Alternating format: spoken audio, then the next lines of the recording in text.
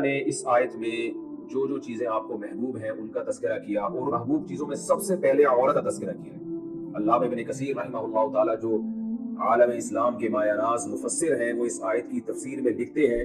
کہ اس آیت سے پتہ چلتا ہے کہ انسان کو سب سے زیادہ جو چیز مائل کرتی ہے اپنی طرف وہ عورت ہے،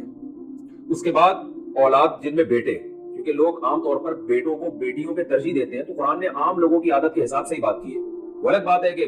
بہت سے لوگوں کو بیٹیاں زیادہ محبوب ہوتی ہیں، اور خاص طور پہ دیندار لوگوں کو، لیکن قرآن چونکہ ایک عام انسانی فطرت بیان کر رہا ہے، لیس الذکر کالانثی، بیٹا جو کام کر سکتا ہے بیٹیاں نہیں کر سکتی، اس لیے عام طور پہ لوگ بیٹوں کی پیدائش پہ خوش ہوتے ہیں، تو اس لیے قرآن نے اس کا تذکرہ کیا ہے کہ جو لوگوں کی عام نیچر ہے وہ تو یہی ہے۔ تو علامہ ابن کثیر رحمہ اللہ تعالیٰ فرماتے ہیں کہ اس سے پتہ چلتا ہے کہ انسان کو جو مرد کو خاص طور پہ جو سب سے زیادہ چیز اپنی طرف مائل کرتی ہے وہ عورت کی ذات ہے، اس کے بعد اس کے بیٹے، اور پھر القناطیر المقنطرہ، دولت اس کے بعد ہے، یعنی سب سے پہلے عورت، پھر اولاد، اور پھر اس کے بعد دولت کے انبار۔ یہ چیزیں انسان کو اسی ترتیب سے مائل کرتی۔ تو وہ اس آیت کی تفسیر میں فرماتے ہیں کہ اس سے پتہ چلتا ہے کہ مرد کے لیے سب سے بڑا فتنہ اور آخرت کا میں بیڑا غرق کرنے کا جو سب سے بڑا سبب ہے وہ عورت ہے، یعنی اچھے اچھے لوگوں کا یہاں کے ایمان خطرے میں پڑ جاتا ہے۔ اور ہم نے دیکھا ہے اپنی زندگی میں کہ بہت سے لوگ جو اپنے دامن کو بہت سے گناہوں سے بچا کے چلتے تھے، لیکن عورت کے فتنے میں مبتلا ہو کر برائی میں پڑ گئے۔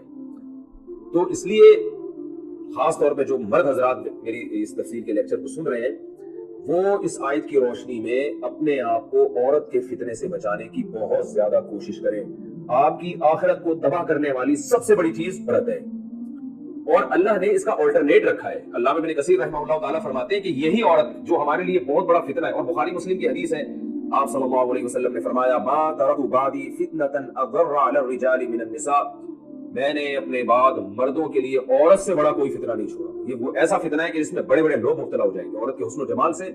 بہت بڑے بڑے پرہیزگار لوگ متاثر ہو کر اپنا ایمان بیچ ڈالتے ہیں اور اپنے آپ کو آزمائشوں میں ڈال دیتے ہیں، عشق معاشرے میں مبتلا ہو جاتے ہیں اور حرام کاری میں مبتلا ہو جاتے ہیں۔ تو دیکھ کتنے لوگ عیاشی کرنے کے لیے جاتے ہیں باہر ملکوں میں، کتنے لوگ نائٹ کلبوں میں جاتے ہیں، اگر عورت کو درمیان سے نکال دیا جائے تو یہ نائٹ کلب بند ہو جائے، شراب کباب کی محفلیں برباد ہو جائیں۔ تو یہ ایک ایسا فتنہ ہے جس کی طرف مرد آج انٹرنیٹ پر جو فحش مواد دیکھا جا رہا ہے، یہ سب عورت کا فتنہ ہے۔ عورت کو دیکھنے کے لیے، عورت جو فلم انڈسٹریاں چل رہی ہیں اور لوگوں کے فیملی سسٹم کو خراب کر رہی ہیں، یہ اگر اپنی انڈسٹریوں سے عورتوں کو نکال لیں، مزین خواتین کو نکال لیں، تو یہ ساری انڈسٹریاں ٹھپ ہو جائیں گی۔ ڈراموں فلموں سے اگر پرکشش خواتین کو نکال دیا جائے، ایکٹریسز کو نکال دیا جائے، تو یہ ڈرامے فلمیں بیکار ہو جائیں گے، لوگ دیکھنا چھوڑ دیں گے۔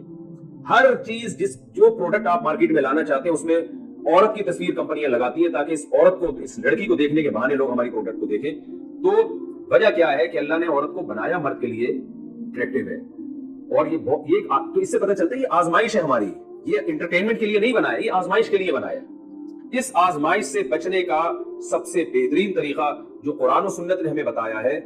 ایک تو نظر کی حفاظت، دوسرا اس حرام کو حلال کرو، نکاح کے ذریعے عورت کے قریب جاؤ۔ علامہ ابن کثیر رحمہ اللہ تعالیٰ اس آیت کے تحت فرماتے ہیں کہ اگر یہی عورت آپ نکاح کے ذریعے حاصل کرتے ہیں تو وہ فرماتے ہیں کہ یہی آزمائش کے بجائے آپ کے لیے اللہ کی رحمت بن جاتی ہے۔ جیسے کہ پیغمبروں نے نکاح کثرت سے کیے، تو اس کے دو فائدے ہوں گے آپ کو۔ ایک تو یہ نکاح عبادت ہے، آپ حلال طریقے سے ایک عورت کو حاصل کر رہے ہیں، اس سے آپ کی جائز خواہش بھی پوری ہوگی اور آپ حرام خواہش سے آپ کے قدم بچ بھی جائیں گے، یعنی دنیا میں آپ کو ایک اللہ نفع بھی عطا فرمائیں گے، اس سے آپ کو اولاد یعنی بیٹوں کی نعمت، بیٹیوں کی نعمت بھی دیں گے۔ اور قرآن کہتا ہے وَجَعَلَ لَكُم مِّنْ أَزْوَاجِكُمْ بَنِينَ وَحَفَدًا، اللہ تمہیں تمہاری بیوی سے اولاد بھی دیتا ہے اور اولادوں کی اولاد بھی دیتا ہے، بڑھاپے میں آپ کو پوتے نواسے ملیں گے۔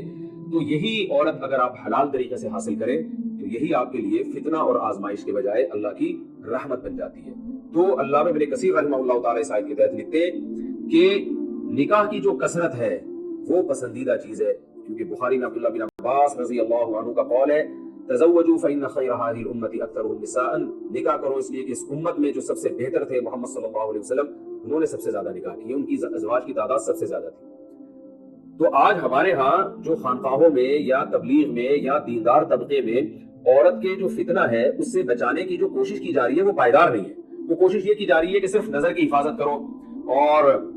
جو ہے فحش پروگرام مت دیکھو اور یہ مت کرو اور یہ مت کرو، یہ بھی ٹھیک ہے، یہ بھی ضروری ہے، قرآن نے ایسا حکم دیا ہے، لیکن جب آپ کسی پر حلال کے دروازے تنگ کر دیں گے اور حرام کے دروازے چوپٹ کھول دیں گے، بہت کم لوگ ہیں جو آپ کی اس تجویز پر عمل کریں گے اور وہ لازماً ناجائز کی طرف جائیں گے۔ میں اس کی ایک مثال دیتا ہوں کہ ایک شخص کو بھوک لگ رہی ہے، اس کا روٹی کھانے کا دل چاہ رہا ہے اور بار بار دل چاہ رہا ہے کہ میں چوری کر لوں. آپ اسے کب تک سمجھائیں گے کہ چوری مت کرو, چوری گناہ کی چیز ہے؟ بھائی اس کے بھوک تو مسلسل لگ رہی ہے نا اس کو, اور یہ اس کی باڈی کی ریکوائرمنٹ ہے. اس کا بہترین حل یہ ہے, کوئی عقل مند آدمی جائے گا, اسے پیسے پکڑائے گا, بولے گا جا بھائی خرید کے کھا لے, چوری مت کر. جب خرید کے کھا لے گا تو اس کی ایک جائز, ایک جو اس کی باڈی کی ریکوائرمنٹ تھی وہ پوری ہو جائے گی, تو اس کے قدم برائی سے بچ جائیں گے. تو اس سے پتہ چلتا ہے کہ اللہ نے مرد کے لیے جو سب سے بڑا فتنہ بنایا ہے وہ عورت کو بنایا ہے. آپ عورت حلال طریقے سے حاصل نہیں کرو گے تو یہ عورت آپ کی تقویٰ, آپ کی علم, آپ کی پرسنالٹی اور آپ کی عزت اور یہ تمام چیزیں ہونے کے باوجود یہی عورت آپ کا بیڑا غرق کر دے گی.